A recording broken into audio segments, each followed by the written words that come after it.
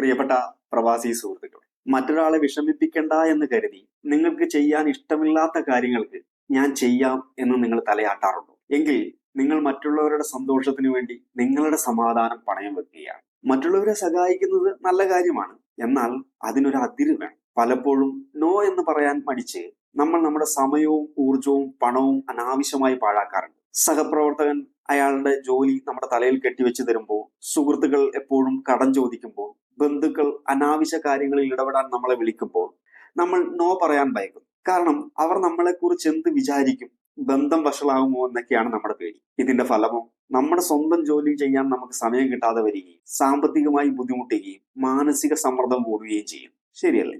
ഈ നോ പറയുന്നത് ഒരു സ്വാർത്ഥതയല്ല, അതൊരു സെൽഫ് കെയർ ആണ്. അതെങ്ങനെ ഭംഗിയായി പറയാമെന്ന് നമുക്ക് നോക്കാം. ഒന്ന്, സത്യസന്ധവും ലളിതവുമായിരിക്കുക. വളച്ചു കെട്ടേണ്ട കാര്യമൊന്നുമില്ല. ക്ഷമിക്കണം, എനിക്കിപ്പോൾ അത് ചെയ്യാൻ സാധിക്കില്ല എന്ന് വ്യക്തമായി പറയുക. ഒരുപാട് വിശദീകരണങ്ങളൊന്നും കൊടുക്കേണ്ട കാര്യമില്ല.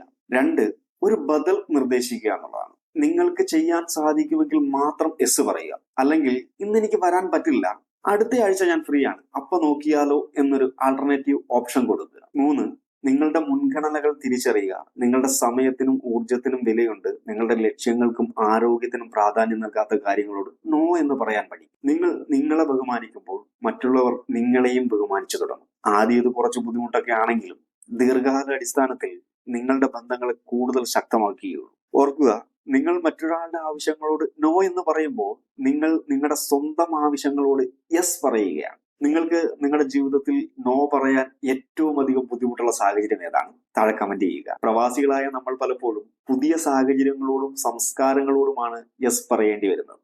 നാളെ താമസിക്കുന്ന രാജ്യത്തെ പുതിയ സംസ്കാരവുമായി എങ്ങനെ പൊരുത്തപ്പെടാമെന്ന് നമ്മൾ ചർച്ച ചെയ്യാം.